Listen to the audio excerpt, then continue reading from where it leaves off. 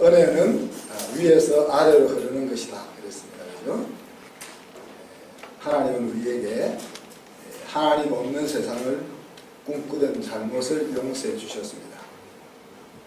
하나님 없는 인생 승리를 계획하고 달려가는 우리를 용서해 주셨습니다.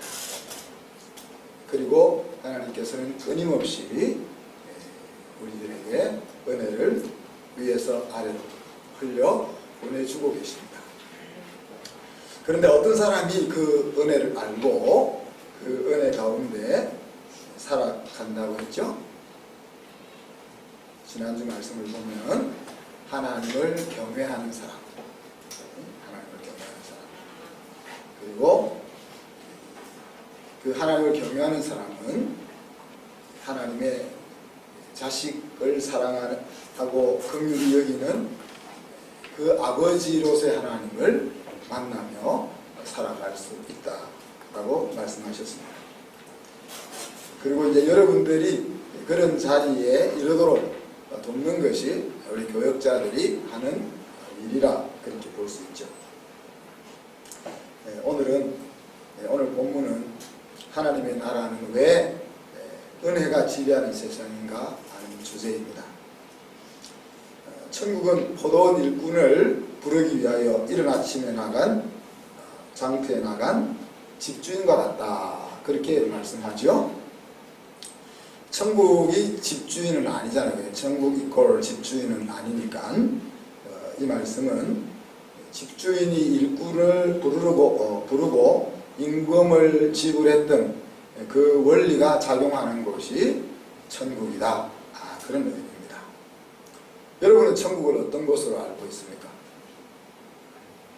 여러분은 천국을 어떤 곳으로 알고 있습니까? 성경 공부 시간이면 답을 좀 들으면 좋은데, 죽어서 가는 좋은 곳으로 일반적으로 알고 있죠, 천국을. 그리고 지옥은 죽어서 가는 나쁜 곳으로, 무서운 곳으로, 고통스러운 곳으로 그렇게 알고 있습니다. 부분적으로는 그 말이 맞는 말이죠. 그렇지만 정확하게 말하면 맞지 않는 말입니다. 이제 부분적으로 알면 부분적으로 누리면 좋을 텐데, 부분적으로 알면은 부분적으로 누리는 것이 아니고 제대로 누리지 못한다 하는 데 문제가 있는 거죠. 하나님이 다스리시고 백성들은 그 나라의 원리를 전심으로 받아들여서 살아가는 그곳이 천국이고 하나님의 나라다 하는 이야기입니다. 그래서 우리는 성경 속에서 마음의 천국이라는 소리를 듣고 또 실제로 이 땅에서 천국을 맛보며 살아야 한다 하는 지상에서의 천국 이야기를 듣게 되고, 또 우리가 이 땅에서 눈을 감은 이후에 하나님과 함께 영원히 살게 될 새하늘과 새 땅, 그것을 영원한 천국이라 일컫기도 하는 거죠. 자, 이런 이제 영원한 천국, 심령 천국을 넘어서 이 땅에서 천국을 누리며 살다가 눈을 이 땅에서 감고 영원한 세상에서 눈을 뜨게 되는 그것은 죽음을 지나서만이 갈 수 있는 겁니다. 죽음을 지나서만이. 우리가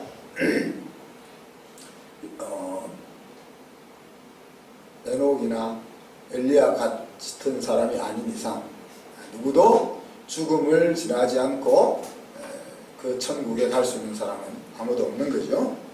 자, 그러니 죽음은 더 이상 우리가 두려워해야 될 원수가 아니라는 이야기입니다. 그래, 우리가 죽음에 대해서 바로 이해하지 못하고 있기 때문에 여전히 죽음이 우리를 힘들게 하는 원수인 것이지, 하나님이 말씀하시는 내용을 정확히 알고 나면은 죽음이야말로 우리가 환영해야 될 것이다 하는 것을 알 수 있는 거죠. 천국도 마찬가지인 것입니다. 그러면 우리가 죽으면 천국을 가는데 왜 우리가 죽을 병에 걸렸을 때 하나님의 치유를 간절히 사모하면서 기도합니까? 말이 맞지, 이율배반적이지 않냐? 이런 질문을 우리가 할 수 있죠. 제가 만약에 이제 죽을 병에 걸렸으면 제가 기도할까요, 안 할까요? 하겠죠. 뭘 안 하겠어요? 하겠죠. 하기만 하겠습니까? 제가 이 교회를 버리고 산속으로 들어갈 겁니다. 왜? 산속에 들어가서 생명을 연장해 달라고 제가 할 수 있는 모든 일을 다 할 겁니다. 왜? 죽음이 두려워서가 아니라 죽음을 넘어서서 생명으로 일하시는 그 하나님을 의지하기 때문에 그런 것이죠. 그래서 기도하여서 낫게 해주시면은 더욱 감사하게 남아있는 생애를 하나님의 아들, 딸로서 하나님의 영광을 드러내며 살게 될 것이고, 낫지 않고 죽음에 이르게 되어도 감사와 기쁨으로 그 마지막 순간을 맞이할 수 있는 거죠. 그것이 이제 죽음에 대한 바른 이해가 되면은 우리 속에 찾아오는 삶의 형태라 하는 이야기입니다. 그래서 사도 바울은 뭐라고 얘기했습니까? 고린도서 5장에 보니까 우리가 항상 담대하여 몸으로 있을 때는 주와 따로 있는 줄을 아노니, 그러니까 이 땅에 이렇게 몸을 두고 우리가 이렇게 만나서 교제하고 살고 있다는 것은 지금 주님과는 몸으로는 떨어져 있다는 것을 안다는 거예요. 그죠? 영어로는 연결되어 있지만, 그래서 우리가 담대히 원하는 바는 차라리 몸을 떠나 주와 함께 있는 그것이다, 그렇게 여겼어요. 이게 정말 성도들이 사랑스럽고 좋지만은 여러분하고 이렇게 사는 것보다 나는 이 몸에 여기 몸을 벗고 주님 곁에 몸을 가지고 가고 싶은 것이 정말 내 본심입니다, 그렇게 이야기하는 거죠. 그렇지만 내가 지금 이 땅에서 살고 있고 여러분과 함께 씨름을 하고 있는 이유는 그것이 나에게 주어진 이 땅에서의 삶이고 사명이기 때문에 그렇다 하는 이야기입니다.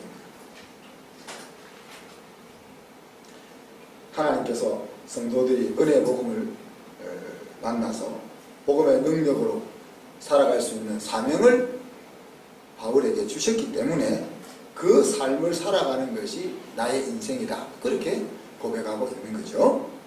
자, 포도원 주인이 오늘 성경에 보면 일꾼을 부르러 갑니다. 왜 일꾼을 부르러 가죠? 포도원 농사를 자기 혼자 지을 수는 없잖아요. 우리가 성도들이 20-30명일 때는 제 혼자 다 감당할 수 있었는데 이제 100여 명이 넘으니까 제 혼자 감당할 수 없잖아요. 그래서 순장이 필요하고 또 교육자들이 필요한 것 아니겠습니까? 포도 농사를 위해서 주인이 혼자 농사를 할 수 없는 거 아니겠어요? 그러니 이제 일꾼을 부르러 가는 겁니다. 포도 농사를 위해서 일꾼을 부르러 가는 거죠. 자, 그런데 오늘 읽었던 성경을 자세히 살펴보면 일꾼들을 위해서 포도원이 있다는 느낌이 들지 않습니까? 사실 그렇잖아요. 지금 포도원을 가꾸기 위해서 주인이 지금 일꾼을 부르러 장터로 가는데, 그 부르는 장면을 보면 포도원을 위해서 일꾼을 부르러 가는 게 아니고 일꾼을 위해서 포도원이 있는 것 같이 느끼지 않으세요? 그렇죠? 그러니까 하나님이 천국을 위해서 그곳에 살아야 될 거주민이 필요해서 우리를 부르는 것이 아니고 우리를 위해서 천국을 만들고 있다 하는 것을 우리가 생각해야 됩니다. 그죠? 하나님이 자기를 경외하는 자녀들을 위해서 특별하게 한 성을 예비했다, 그렇게 말하지 않습니까? 한 성이 있는데 그 성에 누구를 불러갈까 이렇게 찾아서 데리고 간다, 이렇게 말하지 않고 자기를 경외하고 자기를 사랑하는 그 자녀들을 위해서 내가 특별하게 한 성을 예비한다, 그렇게 말씀하고 있는 거죠. 또 그것을 신부가 신랑을 위하여 단장한 것 같다, 그렇게 이야기했습니다. 우리 장로님께서 우리 집사람의 얼굴을 보고 참 미인이다, 그렇게 이야기하시는 거예요. 여러분도 믿죠? 네. 네. 신부는 다 아름답기 때문에, 그래서 신부는 다 아름답지 않아요, 그죠? 마스크를 끼고 있는 여러분의 모습은 다 신부처럼 아름다운 것 같아요. 그 사람이 여기 눈만 보면 이렇게 아름다운지 정말 진짜 다 미스 코리아 같아 보이는데 계속 마스크를 쓰고 사면 좋을 것 같아요. 얼마나 멋있는지 다 모르겠어요. 자, 그러니까 신부가 신랑은 신부를 위해서 단장 안 하는 것은 아니지만은 가장 멋있는 모습을 묘사할 때 신부가 신랑을 위해서 단장을 갔다 하는 표현을 쓰는 거죠. 그죠? 지금은 여러분 옆에 앉아있는 여러분의 와이프가 호랑이 같아 보이지만은 결혼할 때 그때 모습은 오늘 예수님 말한 신부가 신랑을 위해서 예비한 모습 같다. 그거를 이야기하잖아요. 그죠? 그래서 사도 바울은 우리의 상상과 감각을 모두 다 동원해도 하나님이 자기 자녀를 위하여 예비해 놓은 그 성은 상상할 수도 없다. 그렇게 묘사를 하고 있는 겁니다. 하여튼 포도원 농사를 위해서 일꾼을 부르러 갔다라고 우리가 이해해야 되겠지만은 말씀을 잘 보면 일꾼을 부르기 위해서 포도원을 하나 산 것처럼 우리가 느껴진다. 자, 그러면 일꾼을 구하러 어디로 갔습니까? 여기서는 장터로 갔다. 장터로 갔다 그래서 오늘날로 치면은 용역시장으로 갔습니다. 용역시장으로 갔습니다. 일꾼들이 모여있는 용역시장으로 갔습니다. 용역시장은 살기 위해서 움직이는 현장을 말합니다. 이건 정규직들이 아니고 다 일용직들이 사는 곳이죠. 정규직들은 일을 하나 일을 하지 않으나 월급을 받으면서 안정적으로 살아갈 수가 있습니다. 그런데 일용직들은 그날 어떤 주인을 만나느냐, 어떤 일터에 가느냐 하는 것에 따라서 가족의 생계가 걸려 있는 것이죠. 그죠? 그래서 이 장터는 결국 먹고 살기 위해 일하는 곳이었습니다. 근데 성경은 이 먹고 살기 위해서 일하는 것을 신성한 것으로 말합니다. 물론 제가 자주 인생이 먹고 살기 위해서 일하냐 그렇게 말하지만은 먹고 살기 위해서 일하는 것이 의미가 없다는 말이 아니고 의미 있고 가치 있는 삶을 추구하자 하는 뜻을 이야기하는 거지. 그것은 먹고 사는 문제가 해결된 후이기 때문에 그렇게 말할 수 있는 것입니다. 그래서 우리 아굴의 자문에 보면 내가 너무 가난해서 하나님 없다 그렇게 하는 상황이 오지 않도록 해달라고 기도하고 있는 거죠. 우리가 하나님을 향한 대단한 신앙을 가지고 있을 수는 있겠지만 막상 내 자녀가 굶고 내 자녀들을 학교에 보낼 수 있는 그런 상황이 멈춰버리는 그 상황이 오게 되면은 그때도 우리가 과연 신앙을 우선으로 할 수 있을지 하는 것은 퀘스천 마크입니다. 먹고 사는 것은 신성한 일이라는 이야기입니다. 먹고 사는 것이 하나님 주신 생명이기 때문에 그렇죠. 그 후에 사명이 따라오는 겁니다. 먹고 살기 위해서 발버둥치는 그곳에서 우리는 비로소 신앙을 말할 수 있습니다. 그래서 저는 우리 남자들의 신앙을 여자들의 신앙보다 더 대단하다고 일컫고 싶습니다. 왜? 남자들은 먹고 사는 현장에 서 있기 때문에. 그래서 여전도 회장은 회비를 5만 원 내는데 남전도 회장은 회비를 10,000원밖에 못 냅니다. 그것이 어떻게 보면 남자가 쪼잔해서 그렇다 이렇게 말할 수도 있지만 남자는 자기 가정을 책임져야 되는 무게를 지고 있기 때문에 그렇습니다. 죽느냐 사느냐 하는 그 현장에서 비로소 하나님이냐 돈이냐 하는 것을 저울질할 수 있기 때문에 이것이 중요하다는 이야기입니다. 장터는 그런 곳이라는 이야기죠. 누구를 만나 어떤 일터로 가느냐 하는 것이 온 가족의 생존과 연결이 되어 있습니다. 오늘 일을 해서 품삯을 받으면은 내일 먹을 쌀을 사올 수 있는 것이고 오늘 일하러 가지 못하면은 내일 우리 가족은 굶어야 하는 것입니다. 그래서 그곳에는 근데 그 장터에는 숙련된 일꾼도 있었고 아무도 데려가고 싶지 않은 일꾼도 있었던 거죠. 그러니까 일터로 딱 가면은 보통 이제 8시부터 일을 하잖아요. 8시부터 일을 하니까 보통 6시, 7시부터 사람들이 꾸역꾸역 모여든단 말이에요. 그러면은 농장주들이 딱 보고 딱 봐도 일 잘할 만한 사람을 데리고 갈 거 아닙니까?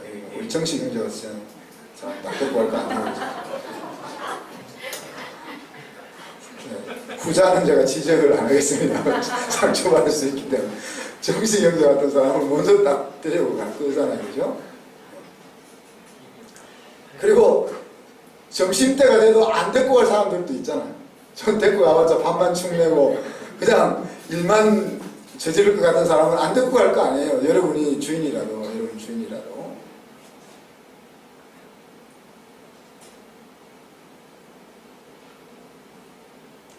자, 그런데 이 포도원 주인은 언제 일터로 사람들을 부르러 갔습니까? 장터로. 새벽부터 저녁까지 여러 번 갔습니다. 그래서 아까 제가 이야기했던 말처럼 포도원을 위해서 일꾼을 부르는 건지 일꾼을 위해서 포도원이 있는지 모르겠다 한 말. 수시로 말도 안 되게 일꾼을 불렀습니다. 아침 8시에 이제 제대로 된 일꾼을 부른 거죠. 정식원제 같은 일꾼을 불렀습니다. 그리고 3시에 또 3시면 6시간을 더 하면은 아침 9시인 거예요. 그죠? 조금 늦은 사람들, 집이 멀었다든지 아침 밥 먹다가 늦어가지고 지각한 사람들을 그 다음 일할 만한 사람들을 불렀습니다. 그리고 6시면 점심때죠. 12시 점심때. 오전 일만 하고 돌아와서 기다리고 있는 사람일 수도 있고 그 다음에 9시면 오후 3시입니다. 오후 3시에 그리고 마지막 11시는 오후 5시입니다. 6시에 일을 마감하니까 1시간 전이죠. 자, 여러분이 만약에 포도원 주인이라면 어디까지 이해해 줄 수 있을 것 같아요? 자, 우리 사장님이신 성석인데 본인이 포도원 주인이라면은 이 성경에 나와 있는 주인이 일꾼을 부르는 상황 속에서 어디까지 이해가 좀 이해가 안 돼. 또 다른 사장님이 어디 계시나? 또 있나요, 사장님? 네? 봉정제 같으면 몇 시까지 이해가 되세요? 고개를 갸우뚱거리는 보니까 이해가. 옛날 사장님이셨던 우리 덕기 집사님, 어린이집에서 몇 시까지 이해가 되세요? 이해가 안 되죠. 만약 1시간 늦게 교사를 계속 오면 아마 한 달 내로 잘라야 되죠. 그러니 사실 이 주인이 지금 일꾼을 부르는 모습은 전혀 우리가 용납하거나 이해해 줄 수 없는 방식인 거죠. 그런데 오늘 이 주인의 마음이 천국을 준비하고 있는 하나님의 마음이라는 거예요. 일꾼을 부르는 주인에게 어떤 하나님을, 주님에게서 여러분을 어떤 하나님을 만나느냐는 거예요. 어떻게 하든지 그 일터로 데리고 가려고 하는 그 하나님을 여러분이 만나야 되는 거죠. 내가 저놈은 불러놓으면은 하나님 내 나라를 위해서 일 잘할 것 같아. 이런 놈만 하나님이 찾는 것이 아니라는 이야기죠. 쟤는 불러봤자 밥값이 더 들어갈 것 같은 존재도 부르신다는 이야기죠. 그것이 우리를 위해서 하나님의 나라를 준비해 놓고 계시는 하나님 아버지의 마음이라 하는 이야기입니다. 이 마음을 우리가 어떻게 보면 우리 일꾼이잖아요. 일꾼인데 하나님의 부름을 받은 일꾼들인데 그 부름, 우리를 불러주시는 그 분의 마음을 우리가 어떻게 이해하고 있느냐 하는 것에 따라서 우리의 삶과 우리의 마음이 달라지는 거죠. 자, 그럼 품삯을 받는 장면으로 한번 가봅시다. 먼저 이 참 희한하게, 이 주인은 희한하게 먼저 5시에 온 사람을 불러서 먼저 돈을 줍니다. 우리가 저기 이제 예비군 훈련을 간다든지 아니면 이제 학원 강사 교육을 가면은 이제 맨 앞에 먼저 오는 사람 그 출석표를 맨 먼저 받거든요. 왜? 먼저 왔으니까 먼저 받게 한단 말이에요. 그래, 안 그러면은 막 저 뒤에다 앉으려고 하니까 집에 빨리 가기 위해서라도 앞에 나와서 빨리 출석표 내고 집에 돌아가려고 그런단 말이에요. 그게 맞는 거잖아요. 먼저 왔으니까 먼저. 근데 오늘 이 주인은 제일 늦게 온 사람한테 먼저 불러서 월급을 먼저 준 거예요. 1급을 먼저, 10급을 먼저 주는 거죠. 자, 그런데 5시에 온 사람에게 얼마를 줍니까? 한 데나리온을 딱 주는 거죠. 한 데나리온 요즘으로 일하면은 하루 품삯이니까 요즘 막노동 가도 12만원, 13만원 받죠. 그죠? 시골 지방으로 내려가면 10만원 좀 받겠지만 여기 서울 경기는 12만원, 13만원을 받는단 말이에요. 거기다가 망치라도 하나 들었다면 16만원. 저 일꾼들 희한, 망치하고 삽 들었다고 자기가 기술자래. 그래서 16만원 줘야 되는데 13만원 일하러 13만원 약속하고 왔는데 와서 망치 들고 삽을 좀 들었다고 이제 자기 기술자라고 거기다가 이제 톱 들고 뭐 이렇게 이러면 이제 23만원이 되는 거고 거기다가 톱도 가져오고 이러면 30만원이 되는 거예요. 네? 자, 그러니 이제 13만원을 딱 5시에 온 사람 13만원을 주는 것을 불꽃 같은 눈동자로 다른 일꾼들이 쳐다보고 있는 거다. 쳐다보고 있으면서 여러 가지 생각이 많았을 거예요. 자, 여러분, 우리가 이제 5시에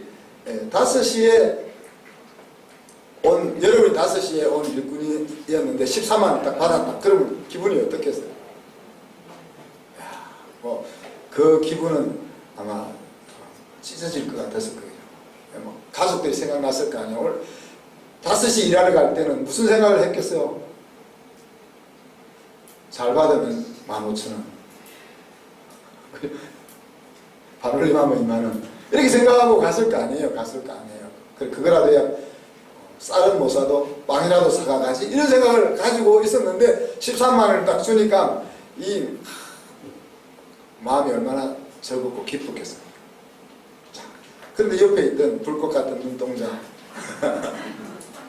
야, 오늘 우리는 행제했다. 좋은 주인 만났다. 아니면 얼마나 주인을 만났다든지. 야, 그래서 나름대로 이렇게 카운트해서 야, 쟤는 1시간 일했으니까 난 3시간.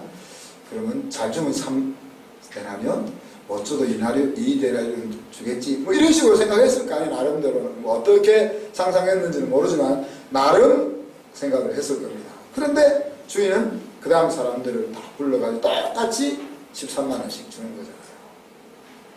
그러니 먼저 왔던 사람들이 불평, 원망을 했다. 원망한 내용이 뭡니까? 종일 더위에서 수고한 우리와 1시간 일한 사람을 주인은 동일하게 취급하십니까? 그렇게 원망하죠. 그죠? 자, 주인의 답변은 뭡니까? 야, 내게 무슨 잘못이 있니? 그렇게 묻습니다. 내가 너희들과 약속한 임금 중에서 안 준 것이 있니? 그렇게 물었습니다. 나중에 온 일꾼에게 하루 품삯을 주는 것이 내 뜻이야. 그렇게 말합니다. 그리고 이것이 나의 선인데 내가 선하다고 악하다 너가 그것을 악이라고 말할 수 있냐? 그렇게 물었습니다. 그러면서 이와 같이 나중된 자로서 먼저 되고 먼저 되는 자로서 나중되리라 그렇게 얘기했었습니다. 뭐 여러 가지 우리가 해석을 할 수 있습니다만은 8시, 9시에 온 사람들은 유대인이라고 볼 수 있는 거죠.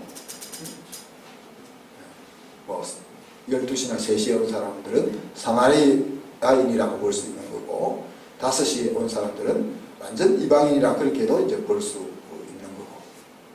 또 뭐 어릴 때부터 뱃속에서 믿고 태어난 사람 8시에 온 사람이라고 볼 수도 있는 거고 청년회 때 예수 믿은 사람은 뭐 12시에 온 사람일 수도 있는 거고 죽기 전에 믿은 사람은 5시에 온 일꾼이다. 그렇게 우리가 생각해 볼 수도 있겠죠. 그게 중요한 것이 아니고 지금 예수님 말씀하고자 하는 핵심은 뭡니까? 하나님의 나라의 원리는 은혜다 하는 이야기. 왜? 은혜가 아니면 길이 없기 때문에. 은혜가 아니면 길이 없기 때문에. 예수님이 말씀하시지 않은 부분을 한번 재미있게 유추를 해봅시다. 과연 주인이 바보였는지 아니면 다른 측면이 있는지. 자, 8시에 온 사람은 어떤 자세로 일했을까요? 9시에 온 사람은 어떤 자세로 일했을까요?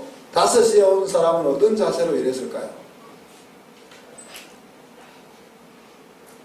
우리가 목수들 일을 시켜보면 압니다. 목수들 일을 시켜보면 8시에 온 사람이 죽을 똥살똥 일을 절대 안 합니다. 그렇게 죽을 똥살똥 일하고 나면 다음날 일하러 못 가니까 그걸 나쁘다고 말할 수는 없죠. 그래서 도끼자루 썩듯이 그렇게 일을 합니다. 천천히 일을 하는 거죠. 왜? 자기 몸도 보살펴야 되고 빨리 일한다고 돈 더 주는 것, 월급 더 주는 것도 아니고 빨리 일하면 일이 빨리 끝나서 일할 곳이 없어지니까 그렇다고 너무 늦게 하면은 자, 다음 자르고 다른 사람 부를 거니까 그 눈치 선상에서 딱 일을 한단 말이에요.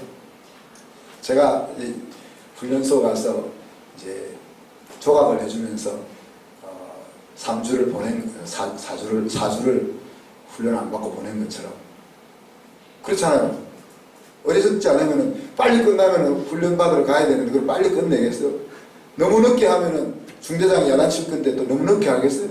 그러니까 중대장이 이해할 수 있는 적정선에서 조각의 속도를 이제 그러니까 일꾼은 그렇다는 거예요. 그게 인간의 속성이란 말이에요. 그게 속성이란 말이에요. 그걸 나쁘다고 말할 수 없어요. 그런데 간혹 꼭 죽을 똥 살 똥 일하는 사람이 있죠. 그 사람은 주인이 되는 거죠, 나중에. 보세요. 거짓말이니까. 8시에 온 사람은 적당하게 쉬어가면서 자기 몸을 보호해가면서 일을 했을 겁니다. 근데 5시에 온 사람은 어떻겠어요? 1시간밖에 남지 않았으니까 정말 죽을 똥 살 똥 일을 했을 거예요. 자, 일을 얼마나 잘했느냐, 일을 얼마나 많이 했느냐 하는 관점에서 보면 8시에 일하러 온 사람이 제일 칭찬을 받아야 되는 거예요. 왜? 그 사람은 제일 힘도 좋을 사람이고 기술도 있는 사람이고 또 장시간 일을 한 사람이에요. 그러니 얼마나 일을 잘했냐, 얼마나 일을 많이 했냐 하는 차원에서 보면은 8시 온 사람이 제일 나은 거죠.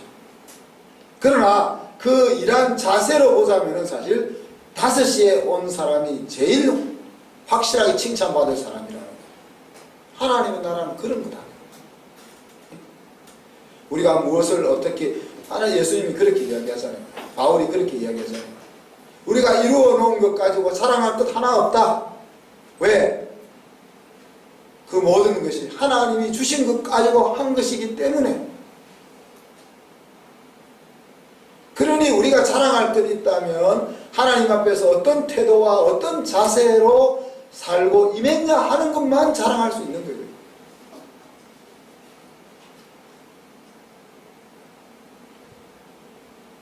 하나님이 천국을 왜 은혜로 접근하시는 것입니까? 천국에 들어가는 것도 은혜고 천국의 삶을 사는 것도 은혜라고 이야기하십니다. 은혜가 아니면 누구도 천국에 들어갈 수 없고 은혜가 아니면 아무도 천국 백성으로 살아낼 역량이 없다는 이야기입니다. 저와 여러분은 그 은혜의 초청을 받은 것입니다.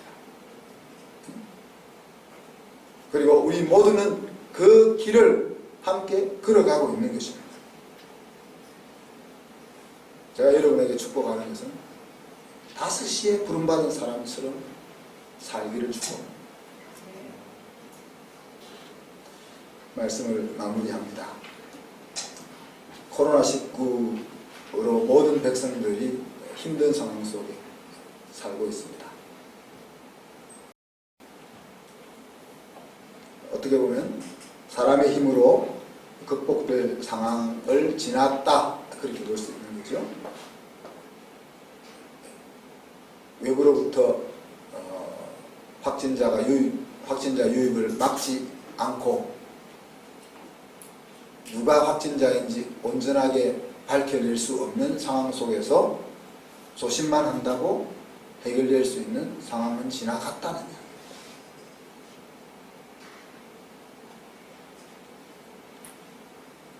그래서 하나님의 은혜가 임해야만 넘어설 수, 저같이 똑똑한 사람이 대통령이 되면 이거를 넘어설 수 있는 길이 있습니다. 네. 근데 지금 이렇게 우리가 6개월 동안 불안하게 사는 것보다, 야, 모두들 2주 동안은 집에서 나오지 마. 2주 동안 먹을 거 다 싸가지고 들어가서 2주 동안은 학교도 오지 말고 교회도 오지 말고 회사도 가지 말고 정부 관공서도 문 닫는다. 2주 동안 아무도 나오지 마. 그리고 나서 2주 뒤에 요이땅 하면 되는 거예요. 2주 뒤에 아픈 사람은 이제 자가격리 들어가면 자가격리를 하든지 병원으로 가면 되고, 나머지는 이제 다 확인이 됐으니까 이제 그러면 우리가 아마 우리가 보통 10배를 잡거든요. 지금 확진자가 17만 명 정도니까 17,000명이니까 지금 무증상 감염자가 10배는 있을 거다, 그렇게 보거든요, 의사들이. 그럼 17만 명이 밝혀지는 거예요. 근데 지금 우리나라 확진율이 예를 들어서 100명을 검사하면은 9명이 확진자가 나옵니다. 통계적으로 지금 6개월 동안. 그럼 그 비율을 적용하면은 한 51만 명 정도가 확진자겠죠. 이게 많게는 51만 명, 적게는 17만 명 정도가 이게 우리가 이 코로나19에 걸려있다 생각하시면 되는 거예요. 근데 그러니 그렇게 해서 누가 코로나에 걸려있는지를 확인하고 나서 그 다음에 이제 격리하고 조심하면은 잡힐 수가 있는데, 그러니 그런 일은 세상에서 안 일어나니까 사실 이것을 넘어설 수 있는 길이 없는 겁니다. 그래서 하나님이 하나님이 어느 날 코로나19가 더 이상 전염 안 되게 차단을 해주시든지, 그런 방법이 아니고는 계속되는 거죠.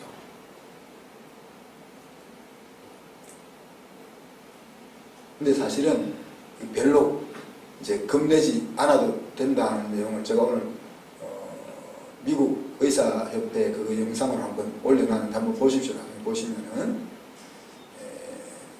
사망률이 이제 벌써 이제 미국의 2-3달 통계를 가지고 의사들, 정부에서 발표한 통계 말고 의사들이 자기들이 이제 준비한 통계를 가지고 미국, 스페인, 그 다음에 스웨덴, 노르웨이 이런 거 이렇게 격리하고 통제했던 나라와 격리하지 않고 통제하지 않았던 나라, 이런 걸 다 비교하면서 통계 자료를 가지고 이야기하는데, 결국은 이렇게 호들갑 떨 문제가 아니다. 사망률로 치면은 독감 수준. 독감으로 2017년, 2018년에 미국에서 50만 명이 죽었답니다. 근데 지금 미국 사망률이 그 정도 되죠, 그죠? 그 정도 되죠. 우리나라는 독감으로 작년에 10,000명이가 죽었습니다. 근데 지금 코로나로 죽은 사람은 300몇십 명. 그렇습니다. 그러니까 사실 아무것도 아닌 것을 우리가 호들갑 들고 있는 거다 하는 것이 이제 의사들의 이야기입니다. 의사들의 이야기. 그리고 호들갑 떨 수도 있잖아요. 호들갑 떨 수도 있는데 문제는 뭐예요? 자, 나라와 나라 사이에 무역이 끊기고, 그 다음에 직장을 잃어버리고, 일터가 사라지고, 그래서 가난한 사람은 더 살기가 힘들어져서 나라에서 빚을 내가지고 돈을 줘야만 되는 이런 사회로 점점 가고 있다는 이야기예요. 이렇게 해서 우리가 입는 전 국민이나 전 세계 사람들이 겪는 고통과 그냥 일상처럼 살면서 우리가 감기 걸리면 어떻게 하죠? 학교 안 가잖아요. 심한 감기 걸리면 학교 안 가고 회사 안 가고 또 더 심하면 병원 가고 그냥 우리가 알고 있는 과학적 패턴을 따라가면 되는 거단 말이에요. 그런데 문제는 이 공포와 두려움이라는 것이 우리를 지배하고 있기 때문에 그렇게 못 가는 거죠. 과학적인 눈을 가지고 현실을 바라보면 사실이 그건데 처음에는 메르스 사태나 이런 것처럼 이 병의 정체를 정확하게 파악하지 못하기 때문에 그렇게 대처할 수밖에 없습니다. 그죠? 그러나 이제 이 정체를 다 알고 났으면은 이제 이것을 무기로 삼으면 안 된다는 이야기. 이걸 이제 백성들이 두려움과 공포 속에 사는 것이 아니라 이 두려움 가운데서 평안하게 살아갈 수 있도록 그 길을 열어줘야 되는 이야기죠.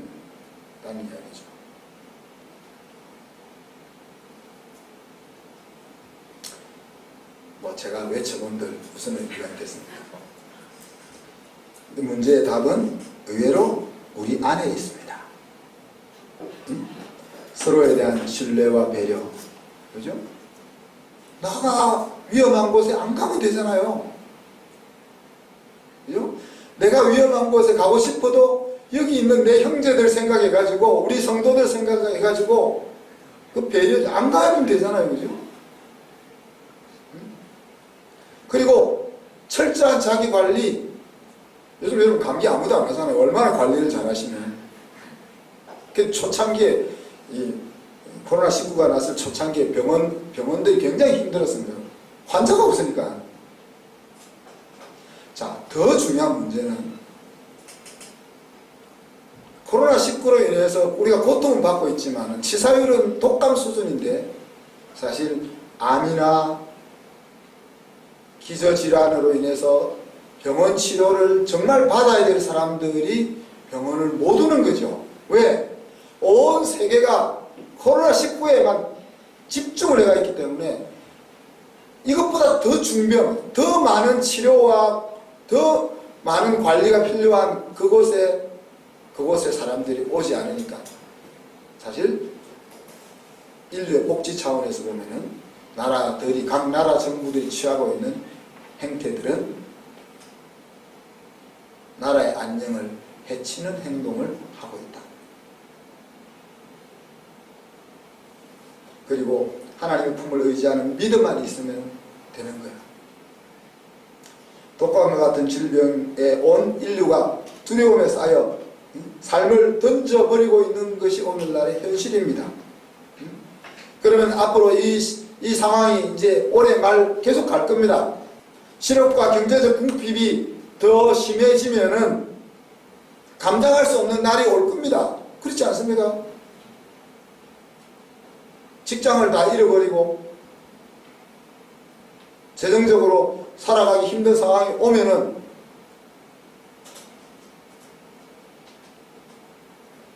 우리는 기도해야 합니다.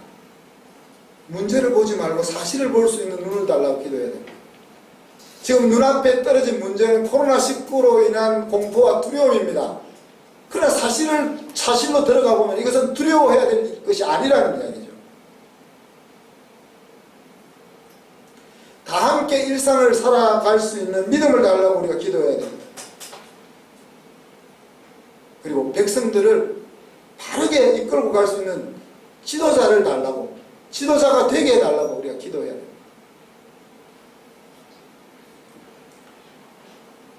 이런 상황에서 교회가 교회를 향하여 비난하는 일을 멈춰야 합니다. 사람마다 생각이 다르잖아요. 제가 이런 생각을 가지고 있다고 해서 코로나19에 대해서 우리 교단에서는 정부의 방침을 적극적으로 따라야 된다고 성명서가 나왔습니다. 그 어리석은 교단 지도자들을 제가 욕할 수는 없죠. 왜? 그분들도 그분 나름대로 자기들의 머리가 미치는 한에 있어서는 해결 방안을 찾는다고 내놓은 것이 그 아닌 것입니다. 8.15 집회에 간 사람들도 마찬가지죠. 그들을 비난할 수가 없습니다. 그들은 그들 나름대로 그렇게 해야 나라가 살겠다고 생각했기 때문에 그렇게 간 것입니다. 그런데 우리가 종교 지도자들이 이런저런 이야기를 합니다. 이런 시점에 교회가 정신을 안 차리면 백성들로부터 더 미움을 받는다. 그래서 예배를 강행하는 교회는 매도하는 그런, 또 반면에 정부의 방침을 무조건 따르는 교회에 대해서는 신앙을 팔아먹을 수도 있는 그런 식으로 서로가 서로를 공격해서는 안 된다. 다 같이 그리스도 안에 있는 한 형제로서 생각이 짧아서, 누구의 생각이 짧은지 나중에 가서 봐야 알겠지만은, 생각이 짧아서 나온 행동들에 대해서 우리는 같이 아파하고 같이 감싸야 되는 거예요. 우리가 대형교회를 향하여 손가락질을 하고 욕을 할 때 그 손가락질은 그 대형교회를 향한 것임과 동시에 나를 향한 것이라는 이야기입니다. 우리가 한국교회의 부패와 한국교회의 타락에 대해서 이야기할 때 마치 이야기하고 있는 사람은 나는 타락하지 않은 존재고 나는 그 타락과 관계없는 존재라고 생각하면서 말하는 자체가 문제가 있는 겁니다. 우리가 교회를 향하여 강한 비판을 할 때 바로 내가 그 비판을 들어야 될 존재라는 자리에서 비판을 하는 것입니다. 그것이 공동체로서의 마음인 거죠.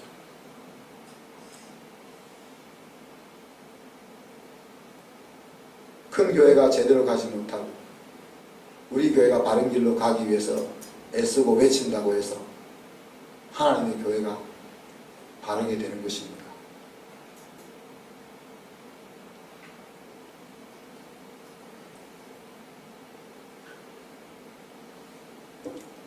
자, 우리가 이렇게 다 함께 일상처럼 살아갈 수 있는 믿음을 달라고 기도해야 되고, 백성들을 바르게 이끌고 나갈 지도자가 되게 해달라고 우리의 지도자들을, 위정자들을 위해서 기도해야 한다고 했지만은, 그런 일이 일어나지 않는다면은 적어도 우리만이라도 그렇게 살 수 있게 해달라고 해요.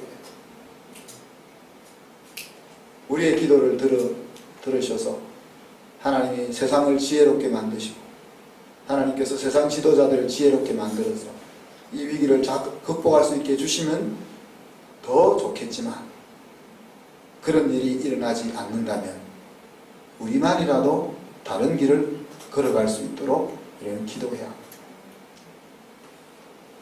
여러분이 믿음을 사용하면 우리는 감기 유행 속에서 조심하며 살듯이 코로나19 가운데서도 살 수 있는 것입니다. 그러나 우리가 이 상황 속에서 사실을 직시하지 못하고 우왕좌왕하면 두려움과 공포 속에서 신앙을 잃고 나라를 잃는 그런 자리에 빠질 수 있다는 사실을 기억하기를 바랍니다. 이 시간 말씀 생각하면서 같이 한번 기도합시다. 코로나19 상황 가운데서 하나님의 긍휼과 은혜가 임할 수 있게 해달라고 기도하고, 이러한 상황에서 두려움 속에 휩싸이는 것이 아니고 온 세계가 일상을 살아낼 수 있는 믿음과 신뢰, 그리고 자기의 철저한 주의, 이런 것들을 통해서 극복해 나갈 수 있게 해달라고 기도하고, 특히 교회가 이 불안에 떨고 있는 백성들에게 하나님의 은혜를 선포하고 하나님의 평강을 선포할 수 있는 그런 위치에서 제 역할을 감당해 달라고 기도하겠습니다.